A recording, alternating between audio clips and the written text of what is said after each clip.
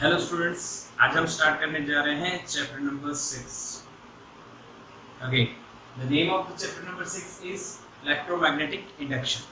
Okay, this chapter is very important for the JEE and NEET. Okay, let's start electromagnetic induction. First of all we have to think about electric and electric and magnetic fields. तो बच्चों, बहुत सालों पहले electric जो था और magnetic था, ये दोनों अलग अलग फील्ड मानी जाती थी। ये दोनों कैसी फील्ड मानी जाती थी? अलग अलग। इन दोनों के बीच में कोई रिलेशन नहीं है।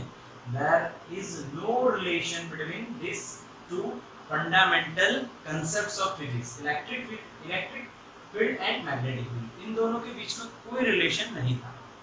But Faraday and Henry, ये दो साइंटिस्ट थे बच्चों, इन्होंने बहुत सारे एक्सपेरिमेंट करके ये प्रूव कर दिया कि इलेक्ट्रिक एंड मैग्नेटिक फील्ड जो है इंटर रिलेटेड है, एक दूसरे के साथ रिलेटेड है। हाँ, हम पहले से ही पढ़ रहे हैं, हमने 10th में पढ़े हैं, पर उससे पहले रिसर्च हो चुकी है बच्चों। 10th में हम पढ़े हैं दो चीजें। एक तो आप पढ़े हो इलेक्ट्रिक वेल पढ़े हो, दूसरा आप पढ़े हो सोलेनॉइड। ये दोनों इलेक्ट्रिक और मैग्नेटिक फील्ड को रिलेट करने वाले कॉन्सेप्ट आप पढ़ चुके हो। बट बच्चों, ये कहाँ से आए, इनकी हिस्ट्री क्या है वो जानते। तो हेनरी और फैराडे ने बहुत सारे सीरीज बहुत सारे एक्सपेरिमेंट किए। इनसे पहले एक एक्सपेरिमेंट हुआ जो ऑस्ट्रिड नाम के साइंटिस्ट ने किया। उन्होंने एक बैटरी और उसके साथ एक कंडक्टर कनेक्ट किया, वायर कनेक्ट किया। ओके, अब क्या हुआ? What happens? अब उन्होंने इसमें करंट पास किया।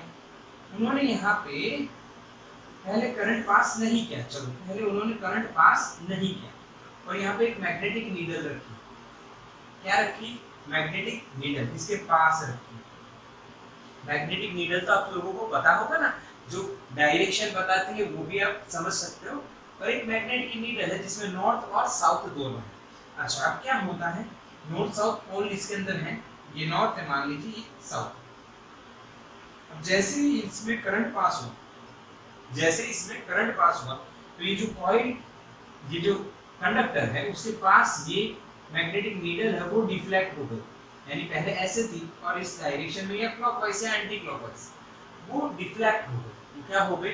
डिफ्लेक्ट। तो यहाँ पे क्या हुआ? करंट पास हुआ, उसके कारण कोई ऐसी आसपास फील्ड बनी होगी जिससे ये मैग्नेटिक नीडल डिफ्लेक्ट हो। ओके, तो यहाँ से ऑस्ट्रिड नाम के साइंटिस्ट ने ये बताया कि करंट पास करने से कंडक्टर के आसपास इलेक्ट्रिक करंट पास करने से कंडक्टर के आसपास कौन सी फील्ड बननी चाहिए? Magnetic field. ऐसा होगा तभी ये डिफ्लेक्शन होगा। ओके, तो यहाँ से ऑस्ट्रिड ने कंफर्म कर दिया कि इलेक्ट्रिक करंट पास करने से उसके आसपास मैग्नेटिक फील्ड जनरेट होती है। और उसके बाद फैराडे और हेनरी ने बहुत सारे एक्सपेरिमेंट किए और ये कंफर्म कर दिया कि electric and magnetic fields are interrelated, दोनों रिलेटेड करती है एक दूसरे के साथ। कोई इक्वेशन होगा, क्या होगा ये आगे समझते हैं।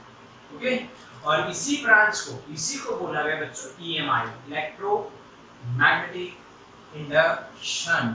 क्या बोला गया? Electromagnetic induction. शॉर्ट में उसको हम EMI बोलते हैं। शॉर्ट में उसको क्या बोलते हैं? EMI, electromagnetic induction. सबसे पहले EMI है क्या? तो इलेक्ट्रोमैग्नेटिक इंडक्शन का मतलब क्या होता है? Electric current induced in the conductor by varying magnetic field. This phenomena is known as electromagnetic induction. What is electromagnetic induction? Electric current induced in the conductor, यानी कि कंडक्टिंग वायर आप ले लीजिए, उसके अंदर करंट आप जनरेट कर रहे हो, बट वो करंट जनरेट करने का रीजन बैटरी नहीं है, वैराइंग मैग्नेटिक फील्ड है। यानी यहाँ पे बच्चों जो मैग्नेटिक फील्ड है B से डिनोट करते हैं, मैग्नेटिक फील्ड को किससे डिनोट करते हैं, B से डिनोट करते हैं। अगर वो वैरी होती है, अगर वो वैरी होती है तो इस कंडक्टर के अंदर क्या इंड्यूस, क्या जनरेट होता है, current. This phenomena is known as EMI, electromagnetic induction. तो बच्चों क्लियर हो गया व्हाट इज EMI। अच्छा, अब ये EMI प्रूफ कैसे हुआ इसका, इसको किसने प्रूव किया? तो सबसे पहले फैराडे एंड हेनरी, इन दोनों ने मिलकर बहुत सारे एक्सपेरिमेंट किए। हम एक्सपेरिमेंट्स देखते हैं। एक्सपेरिमेंट नंबर 1 देखते हैं सबसे पहले। तो इस एक्सपेरिमेंट का नाम क्या है? तो नाम कुछ नहीं है, हम बना देते हैं, जिससे परफॉर्म किया गया उसी का नाम देते हैं, कॉइल एंड मैग्नेट एक्सपेरिमेंट। क्या नाम है एक्सपेरिमेंट का? Coil and magnet. इसका मतलब आपको समझ में आ गया कि कॉइल है और दूसरा मैग्नेट है। तो चलिए बच्चों कैसे किया गया ये एक्सपेरिमेंट वो देखते हैं। तो यहाँ पे बच्चों एक कॉइल ली गई,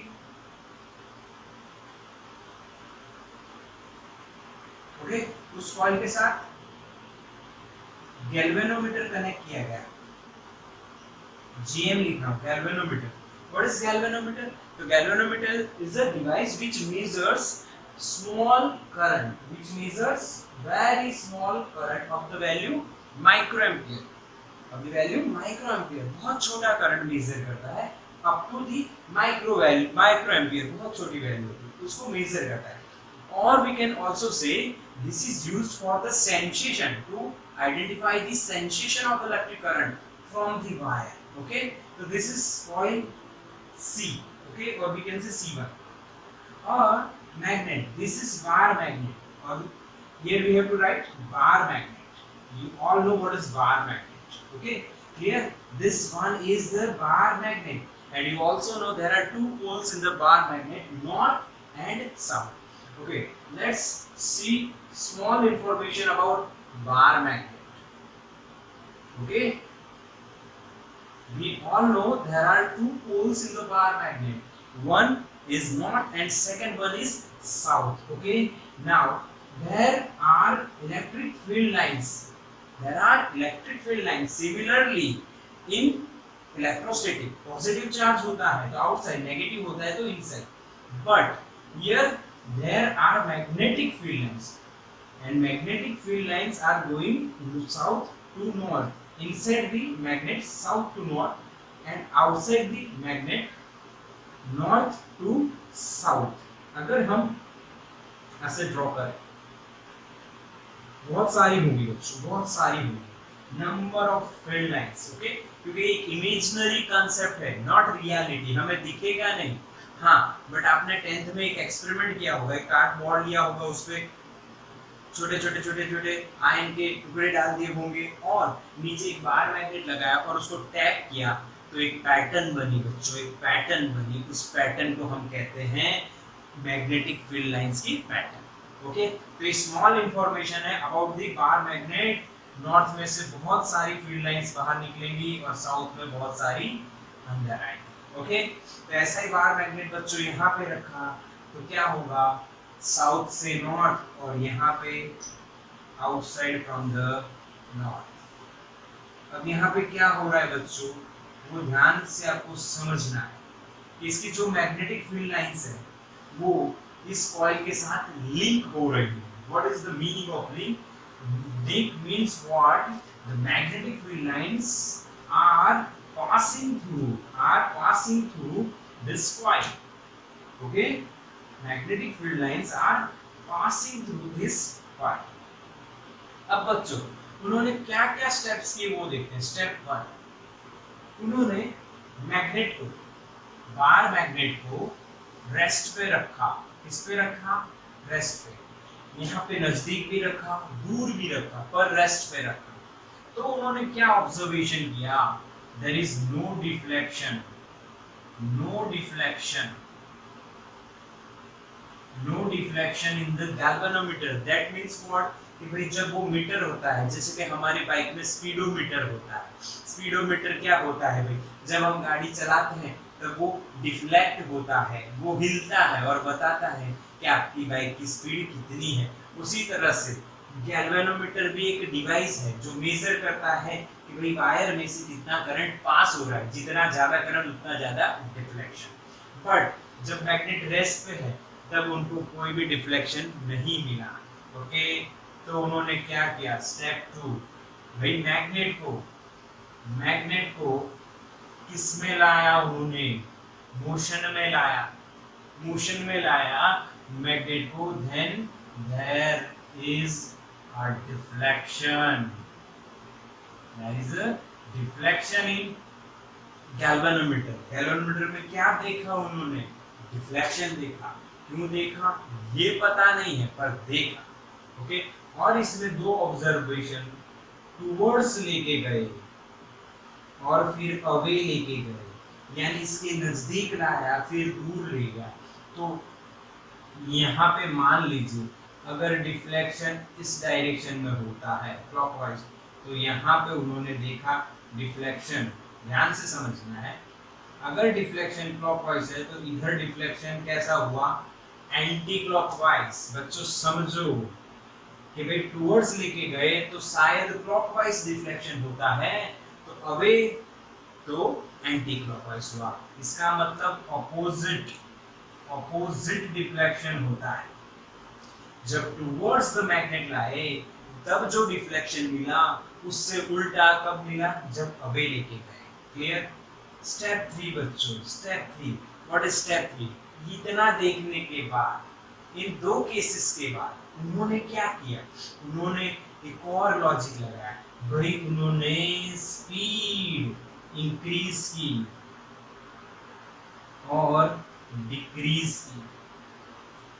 रिलेटिव मोशन, यहाँ पे जो मोशन करवा रहे थे उन्होंने उसकी स्पीड इंक्रीज की और डिक्रीज की। तो क्या देखा उन्होंने, जो डिफ्लेक्शन था वो इंक्रीज हुआ और डिक्रीज हुआ।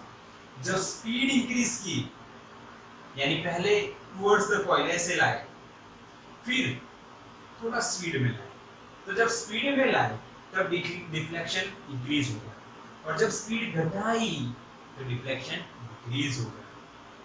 ये ऑब्जर्वेशन। ओके, इसके बाद बच्चों उन्होंने क्या किया, मैग्नेट को रेस्ट पे रखा, और कॉइल को मोशन में लाए, जब मैग्नेट को रेस्ट पे रखा और कॉइल को मोशन लाए तो सेम रिजल्ट देखने को मिले, same to same. Coil towards लाए, डिफ्लेक्शन बढ़ा, डिफ्लेक्शन बढ़ा नहीं, टुवर्ड्स लाए, डिफ्लेक्शन क्लॉकवाइज हुआ, तो अवे ले गए तो एंटी क्लॉक, ऑपोजिट डिफ्लेक्शन हुआ। स्पीड इंक्रीज की, डिक्रीज की, same deflection increases and decreases. किसको मोशन में लाया, कॉइल। पहले किसको मोशन में लाए थे, मैग्नेट। अब एक और बात बताइए, एक और बात सुनिए, समझिए बच्चों। एक और बात ये हुई कि ये कॉइल है बच्चों, ये क्या है, कॉइल। ओके, ये वाली कॉइल और ये मैग्नेट है। अब उन्होंने थर्ड स्टेप के बाद एक और ट्राई मारा, चलो ऐसे करते हैं, ऐसे रखा, यानी इसका मतलब क्या है, मैग्नेट एंड कॉइल दोनों को सेम डायरेक्शन, सेम वेलोसिटी से मोशन में लाए। तो यहाँ पे उन्होंने देखा कि भाई नो डिफ्लेक्शन, स्टेप 4 में नो रिलेटिव मोशन, कोई रिलेटिव मोशन नहीं था, तो नो डिफ्लेक्शन। तो ये यानी कि कोई रिलेटिव मोशन नहीं होता है तो कोई डिफ्लेक्शन भी देखने को नहीं मिला। अच्छा, तो यहाँ पे कंक्लूजन क्या बनता है, कंक्लूजन क्या बना बच्चों, कंक्लूजन ये बना कि भाई रिलेटिव मोशन जो है, relative motion is responsible for induced electric current in the coil. समझ में आया बच्चों? समझो ध्यान से और इसको नोट कीजिए कि क्या भाई relative motion is responsible for the induced electric current in the coil. If there is no relative motion between the coil and magnet then there is no deflection or no induced electric current from the coil।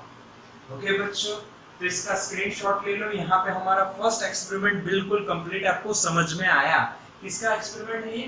Coil और bar magnet का। बिल्कुल store कीजिए, एकदम simple है, step समझिए, screenshot लीजिए बच्चों। Okay बच्चों, क्लियर हो गया?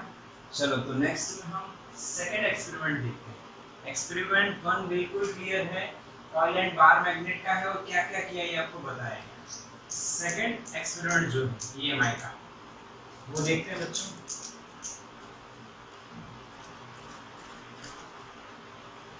सेकंड में उन्होंने देखो उन्होंने क्या सोचा इस एक्सपेरिमेंट के बारे में कि भाई ये जो फर्स्ट एक्सपेरिमेंट है इसमें क्या होता है।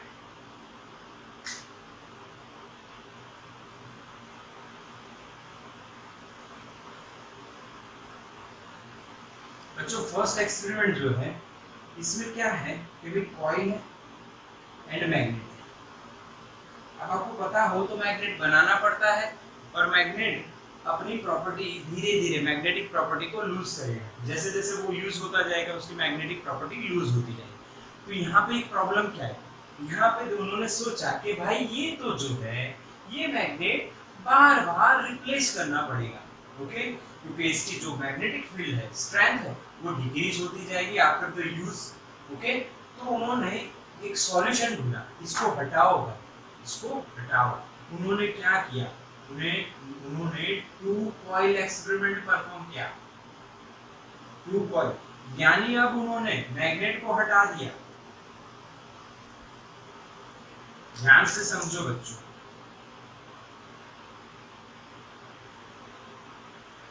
उन्होंने एक कॉइल ली, उसके साथ गैल्वेनोमीटर कनेक्ट करें, गैल्वेनोमीटर कनेक्ट किया बच्चों। ओके, और दूसरी कॉइल ली, मैग्नेट को हटा दिया। मैं क्या बता रहा हूँ समझ लो। उन्होंने मैग्नेट को हटा दिया और दूसरी कॉइल ली और उस कॉइल के साथ बच्चों बैटरी कनेक्ट कर दी। क्या कनेक्ट कर दी? बैटरी 20 वोल्ट जो करंट सप्लाई करेगी। अब क्या हुआ, उन्होंने क्या देखा, जैसे ही ये कॉइल लगाई, इसको कॉइल 1 बोल दो और इसको कॉइल 2। तो भाई कॉइल 1 और कॉइल 2 उन्होंने लगाई, तो ये कॉइल भी मैग्नेटिक फील्ड जनरेट करती होगी। ऐसा कैसे माना हमने? क्यों माना ऐसा? अभी नहीं माना था, पहले से इनको पता नहीं था। बट देखो देखो क्या होता है जब ऐसे किया उन्होंने। मैग्नेट की जो प्रॉब्लम थी उसको रिप्लेस करने के लिए सेकंड कॉइल लेके आए, कॉइल 1 एंड कॉइल 2 वाला एक्सपेरिमेंट किया।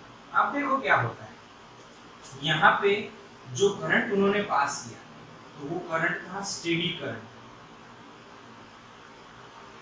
कैसा करंट पास किया? Steady current. तो यहाँ पे जो मैग्नेटिक फील्ड ऑस्ट्रेड ने बताया था, याद है ना ऑस्ट्रेड का एक्सपेरिमेंट?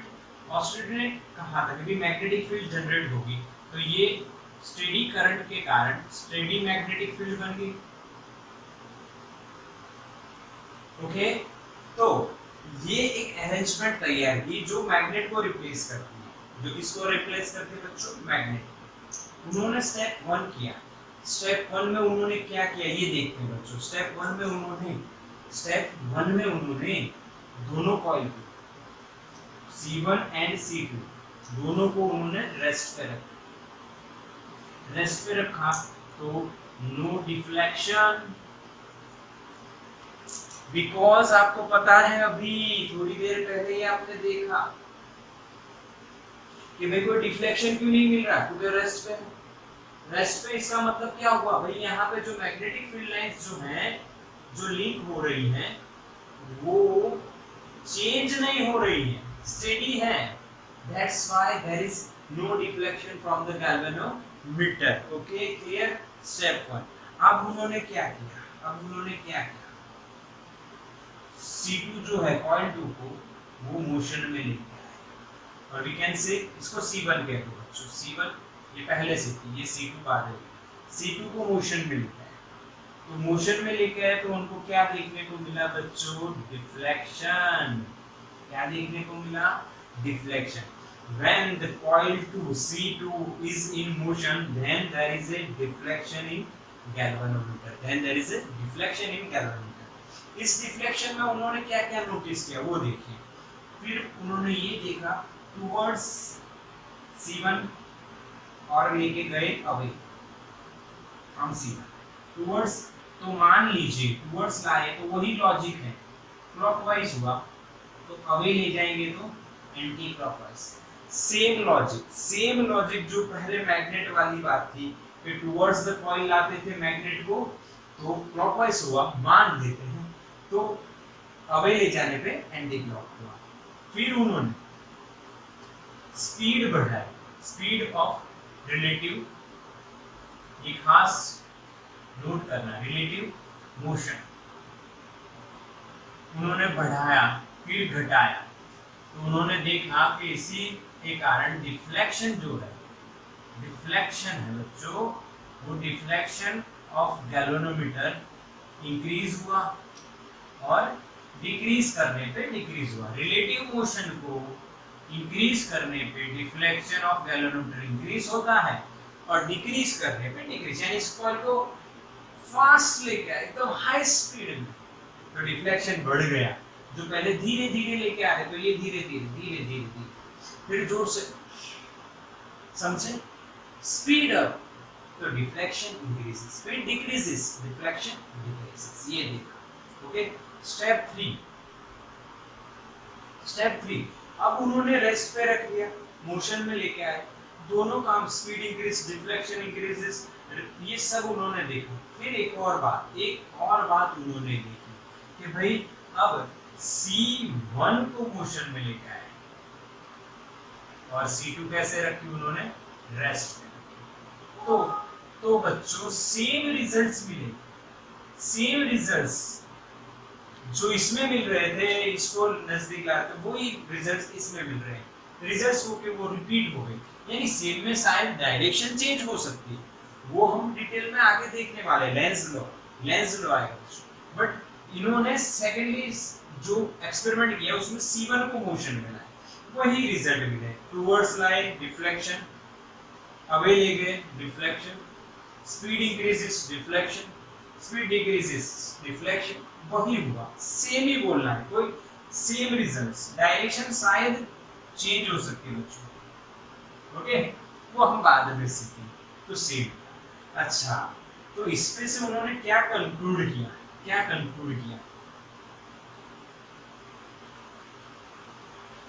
तो एक फायदा तो क्या हुआ कि अब मैग्नेट की जरूरत नहीं पड़ रही है।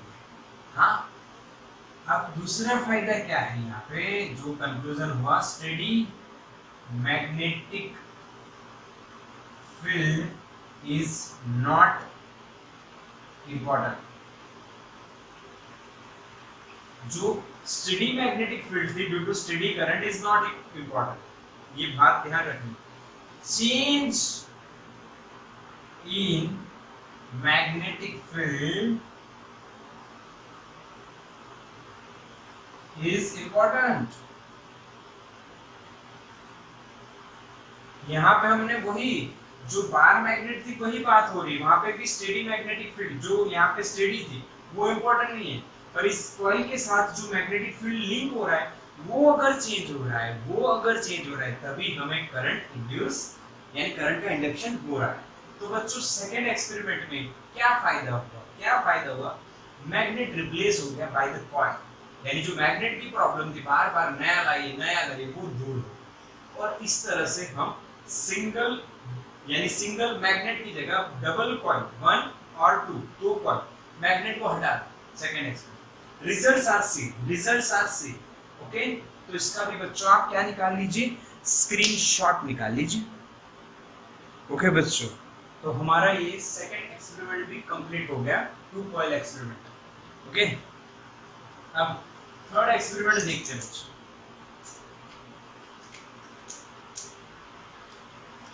थर्ड जो एक्सपेरिमेंट है बच्चों वो भी 2 कॉइल है, सेम रिजल्ट के साथ, बट कुछ डिफरेंट किया इसका। अब ये जो 2 कॉइल था इसमें रिलेटिव मोशन तो करवाना ही पड़ रहा था।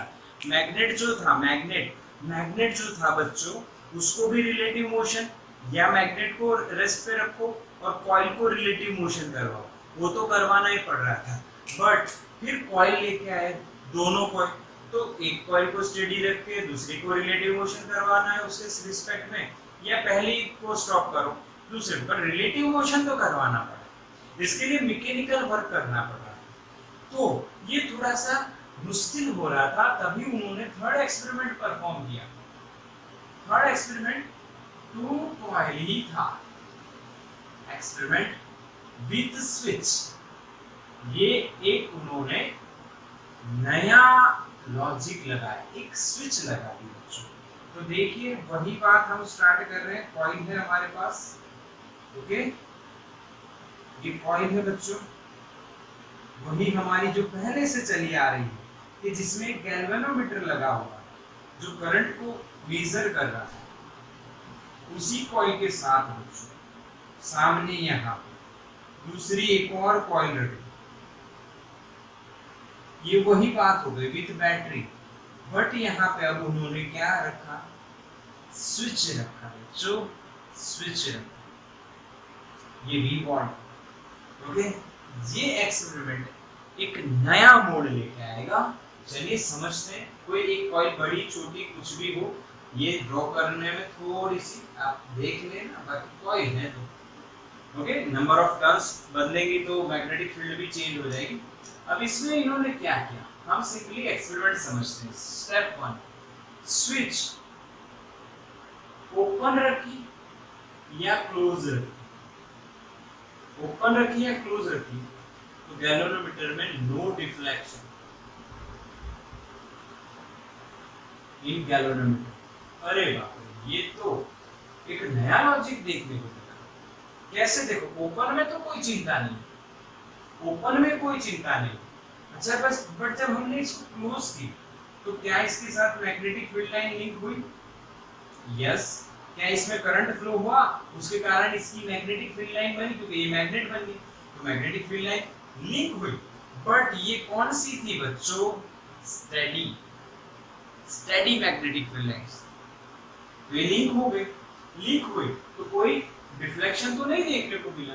अच्छा, फिर स्टेप 2 उन्होंने क्या किया, देखो स्टेप 2, जब उन्होंने स्विच ओपन की इस तरह से और उसको फिर उन्होंने क्लोज किया, क्या किया? क्लोज किया, तब उनको डिफ्लेक्शन देखने को मिला। ध्यान से, डिफ्लेक्शन देखने को मिला। तो ऊपर क्यों नहीं देखने को मिला? ये जो क्लोज है बच्चों, ये क्लोज करने के बाद की बात है, यानी क्लोज कर दिया उसके बाद वो क्लोज है कुछ समय के लिए, तो क्लोज करने के कुछ समय की बाद की बात है, तब नो डिफ्लेक्शन। बट जब क्लोज करते हो आप इसको, उस टाइम पे एक मोमेंट के लिए गैल्वेनोमीटर में क्या देखने को मिला? डिफ्लेक्शन देखने को मिला। सिमिलरली जब ये क्लोज थी, अच्छा जब क्लोज हो गई उसके बाद करंट है, मैग्नेटिक फील्ड है, पर डिफ्लेक्शन नहीं है। जब क्लोज करते हो, देखो समझना, जैसे स्विच आपने क्लोज किया तो डिफ्लेक्शन दिखा, अब थोड़ी देर बाद नहीं दिखी, ऐसा हुआ। और जब क्लोज थी और उसके बाद आपने ओपन किया तो फिर डिफ्लेक्शन को देखने को मिला।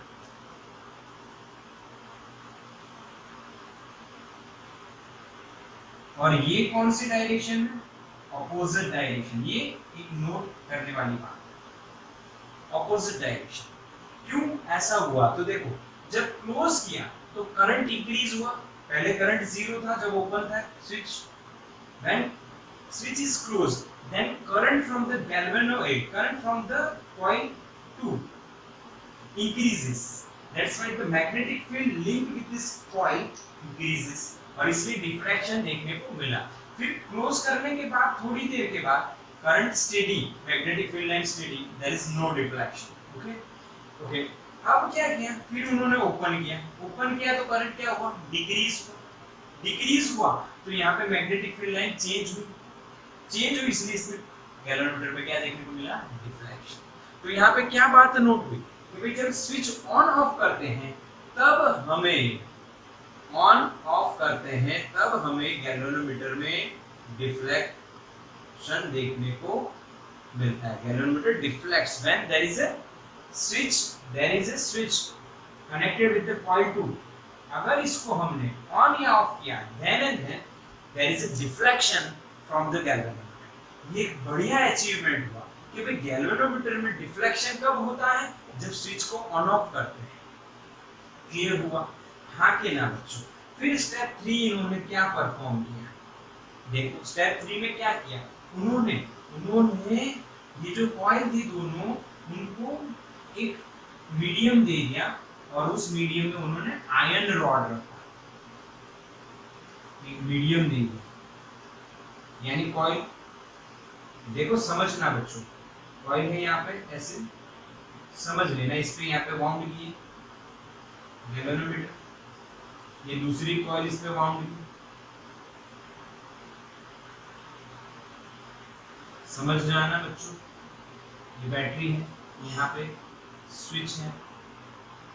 सेम एक्सपेरिमेंट परफॉर्म किया बच्चों, बट अब क्या लगाया, आयरन रॉड यानी मीडियम प्रोवाइड किया। तो जो डिफ्लेक्शन यहाँ पे मिल रहा था वो डिफ्लेक्शन अब इंक्रीज हो गया,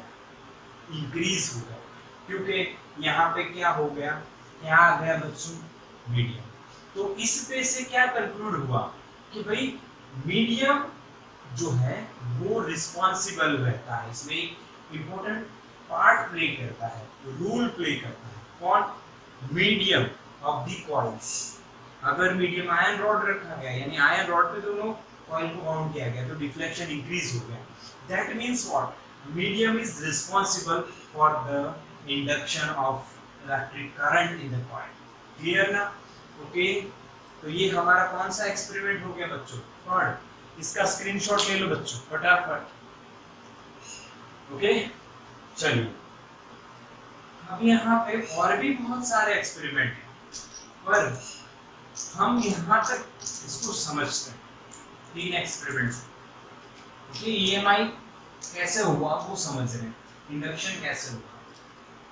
अब यहाँ पे कुछ कंक्लूजन्स कर लेते हैं, रिजल्ट्स की बात करते हैं। जब आप कोई एक्सपेरिमेंट परफॉर्म करते हो तो बच्चा कुछ रिजल्ट आते हैं। पहला रिजल्ट क्या है, पहला याद करिए, मैग्नेट एंड कॉइल। तो उसमें से आपने क्या देखा, relative motion is responsible for induce और इंडक्शन ऑफ इलेक्ट्रिक करंट। पहली बात, अगर रिलेटिव मोशन है तभी करंट का इंडक्शन होता है, ये first result, okay. Second, relative motion increase किया गया या डिक्रीज किया गया, ये नोट करना है, समझना है। अगर रिलेटिव मोशन को इंक्रीज किया गया या डिक्रीज किया गया तो induction of current, electric current जो वो इंक्रीज हुआ, अगर डिक्रीज किया तो डिक्रीज हुआ। Clear, relative motion increases, induction of current increases, यानी deflection of galvanometer increases, okay. या डिक्रीज किया तो डिक्रीज होगा। Third result, direction of relative motion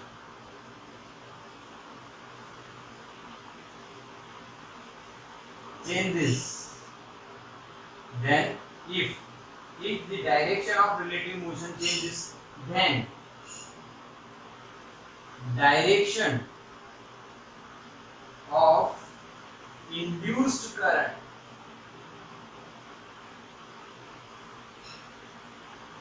is also changes।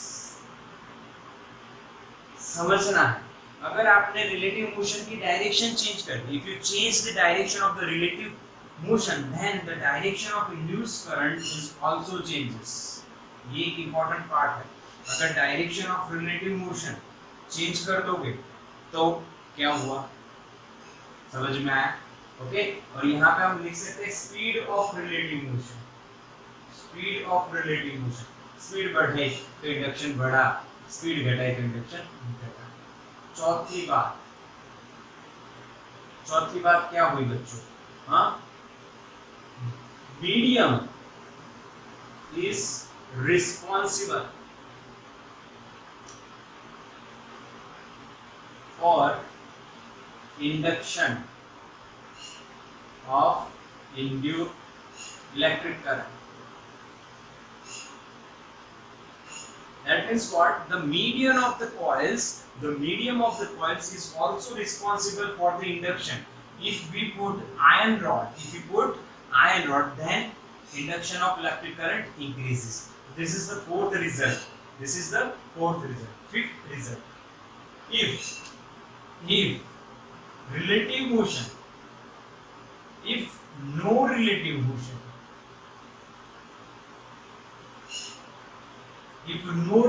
motion, then no induced current. Okay, clear बच्चों? If no relative motion, then no induced current. But इस सभी में conclusion क्या हो रहा है कि भाई जो रिलेटिव मोशन करवा रहे हो बच्चों, आप स्पीड बढ़ा रहे हो, रिलेटिव मोशन करवा रहे हो, ये जब सब कुछ कर रहे हो, मीडियम रख रहे हो, इनसे क्या होता है? इनसे होता है चेंज इन मैग्नेटिक फील्ड. इनसे क्या होता है बच्चों? Change in magnetic field. और जब मैग्नेटिक फील्ड में चेंज होता है तब इंड्यूस्ड करंट इन कंडक्टर. तब क्या दिखता है हमें? Induced current in conductor. When there is a change in magnetic field linked with that conductor, then there is a induced current in the conductor, and this phenomena is known as EMI. Electromagnetic induction. तो बच्चों समझ में आया? ये results हैं बच्चों, इनको note करो और अच्छे से नोटबुक बनाओ. और इसी चैप्टर हमारा यहाँ से आज से स्टार्ट हो गया. 3 पहले इंपॉर्टेंट एक्सपेरिमेंट हमने फिनिश कर दी और इसका नोट आप जरूर से बनाइए. ओके, नेक्स्ट में हम आगे बढ़ेंगे. आज के लिए बच्चों हम इतना ही रखते हैं, तो आप इसका स्क्रीनशॉट ले लो बच्चों.